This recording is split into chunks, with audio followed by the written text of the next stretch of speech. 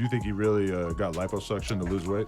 On some G shit though, I really feel like y'all playing with me because I really been saying fuck this shit. We can't go to the next question. All right, we can move on. I just like, you had some funny bars in the whole thing that I just kind of wonder if it was serious or not. Shit back up. Nah. I ain't on that. Nah, we the money back too. Talking about that, right? Today, we're taking a close look at Memphis street politics that many believe could turn violent. No exaggeration. This situation centers on how Pooh Shiesty reignited what most people thought was a settled conflict between his longtime associate Big 30 and Moneybagg Yo on his new song FDO. Shisty delivered a line that immediately caught attention across the city. "I heard street dudes getting tummy tucks. Told you, these rappers lame." Anyone familiar with Memphis dynamics understands exactly who that line was aimed at. And moments like this have serious consequences. This isn't just talk, it has the potential to escalate. So let's walk through the full timeline, from how Big 30 originally connected with Moneybagg Yo, to how their close relationship deteriorated into hostility, and finally how Pooh Shiesty's lyric reignited tensions that were already unresolved. At this stage, it's no longer just rap competition. Many see this as street conflict being expressed through music. To understand how things reached this point, we need to go back to the beginning. Big 30 was once just another young figure from South Memphis trying to escape difficult circumstances. Big 30, whose real name is Rodney Wright, was affiliated with the KSBG group on the South Side. Early on, he stood out. He was removed from school multiple times due to behavioral issues and eventually placed in alternative schooling. But that didn't change his direction. The streets had more influence, and he leaned into that lifestyle early. He later connected with his childhood friend Pooh Shiesty, and together with Lil Hank and other associates, they formed Choppa Gang. This group gained a serious reputation in South Memphis. Big 30's name itself referenced his preferred firearm, and over time he earned recognition as one of the most respected shooters in the city. Family connections then played a major role. Big 30's cousin, Big Nusky, already had strong street ties and relationships throughout Memphis. He became the link between Big 30 and Moneybagg Yo. As Moneybagg Yo was expanding his bread gang movement, he was searching for authentic street artists, not manufactured talent, but people with real credibility. Through Nusky, Moneybagg was introduced to Big 30, and the connection was immediate. Moneybagg saw Big 30 as more than just another rapper. He viewed him as someone with real influence who could also perform musically. Big 30 brought both street reputation and rap ability, which fit perfectly with what Bread Gang represented. Having Big 30 and Nusky around offered protection, which mattered given the pressures Moneybagg was facing at the time. The deal benefited both sides. Big 30 received exposure and resources, while Moneybagg added trusted figures to his circle. Initially, everything worked smoothly. When Big 30 officially joined Bread Gang under CMG, the relationship was solid. Moneybagg treated him like family, not just a signed artist. They collaborated, performed together, and helped grow Memphis's presence in hip-hop. Big 30's music gained traction, while Pooh Shiesty was also rising through Gucci Mane's label. Choppa Gang was gaining recognition fast. During this period, Big 30 appeared on several of Moneybagg's major tracks, and Moneybagg supported Big 30's solo efforts. Their chemistry felt genuine. But even then, signs of tension existed. Big 30 remained deeply tied to street life, and balancing those responsibilities with a music career eventually caused problems.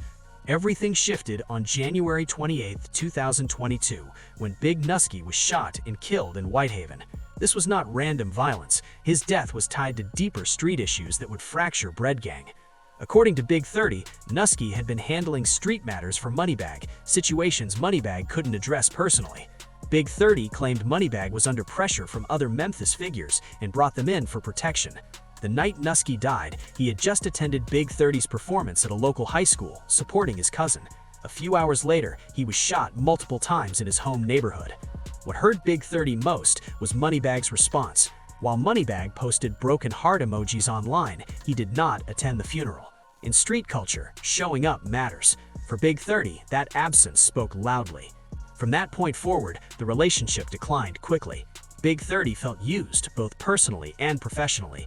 Business disagreements followed as well. I'm wrong. It seemed like it was a personal reason why you took a break. I was going through something. I had to get my mind right. I lost a close friend, really. Yeah.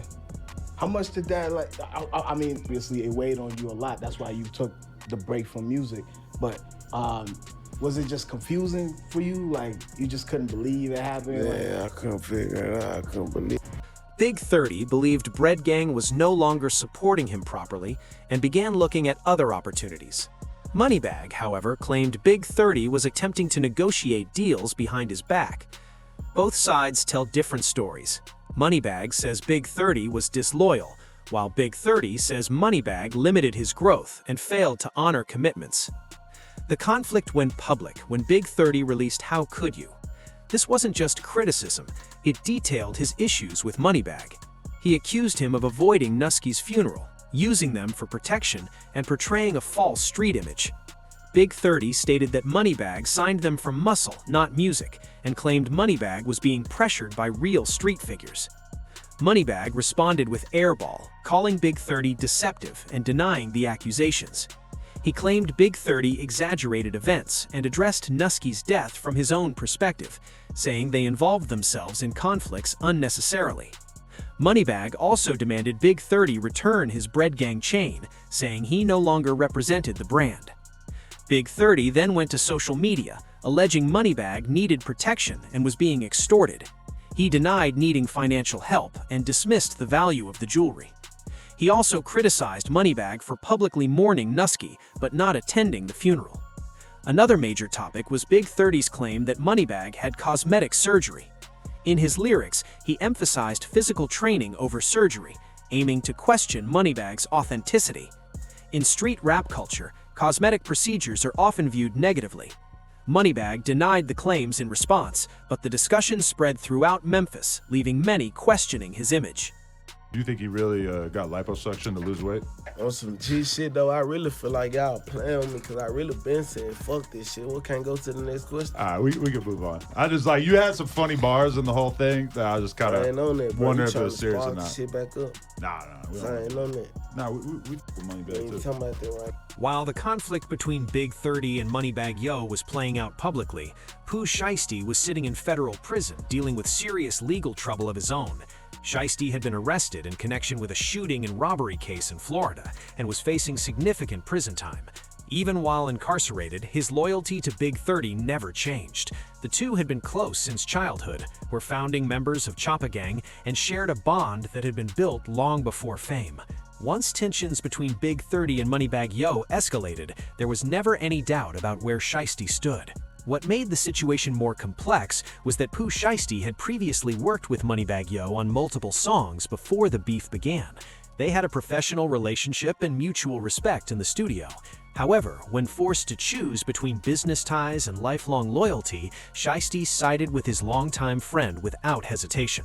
From inside prison, he stayed updated on the situation and supported Big 30 in any way he could.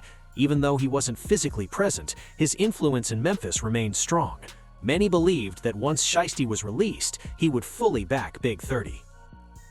After months of diss tracks, online tension, and public back and forth, it appeared that Big 30 and Moneybagg Yo had decided to let the conflict cool off.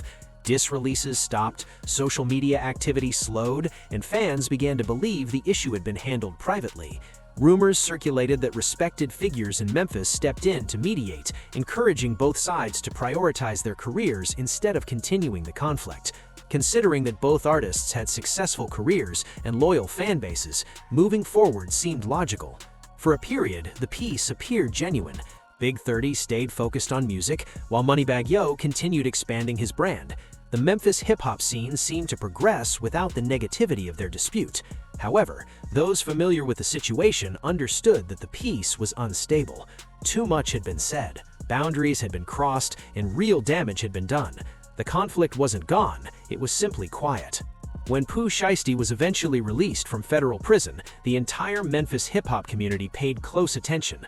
Shiesty's return was expected to shift the balance, given his talent, reputation, and influence. He quickly returned to music, releasing his first post-release track, FDO, First Day Out, which was meant to mark his freedom and return to the industry. However, the song carried more than just celebration. In FDO, Shisty delivered a line that immediately caught attention. "I heard street dudes getting tummy tucks, told you these rappers lame." For those familiar with the earlier conflict, the line was widely interpreted as a direct reference to Moneybagg Yo and prior allegations made by Big 30. This wasn't subtle wordplay, it was a clear statement that reignited unresolved tension. The message was simple: whatever agreement existed between Big 30 and Moneybagg Yo did not include him. This moment mattered for several reasons. First, it showed that Choppa Gang had neither forgotten nor moved past the conflict. While public hostility may have stopped, the core issues were never resolved. Second, Shisty's involvement raised the stakes. While Big 30 is respected, Shisty operates at a higher national level, with major recognition, a 1017 label deal, and a reputation that commands attention. His return intensified everything. Third, the timing was telling. Shisty could have focused on rebuilding his career, avoiding controversy and maximizing his momentum. Instead, he immediately re-entered Memphis street politics, suggesting the divide between Choppa Gang and Bread Gang ran deeper than many realized. With Pooh Shiesty back and clearly uninterested in maintaining peace, the situation became far more serious. This was no longer just music rivalry, it pointed toward a deeper street conflict involving two powerful crews. Moneybagg Yo's Bread Gang holds strong influence and resources across Memphis, while Choppa Gang, led by Big 30 and Pooh Shiesty, carries a reputation for being relentless. These are not artists playing roles, these are individuals with real street backgrounds. To outsiders, the plastic surgery reference may seem minor, but within street culture, public disrespect demands a response. Moneybagg Yo cannot ignore such a statement without risking both credibility and safety. How he responds carries serious weight. What's unfolding is the revival of one of Memphis hip-hop's most dangerous rivalries. The FDO line wasn't just a lyric, it was a clear signal that unresolved issues were back on the table. What began as loyalty and respect, values often celebrated in hip-hop, has evolved into a conflict that now threatens careers and lives. With Pooh Shiesty back on the streets and Moneybagg Yo's reputation at stake, the situation is approaching a critical point. In Memphis, conflicts like this rarely disappear quietly. The city is watching, and everyone understands that outcomes like this are rarely left unresolved. This story is far from finished, and when it does reach a conclusion, the Memphis hip-hop landscape may never look the same.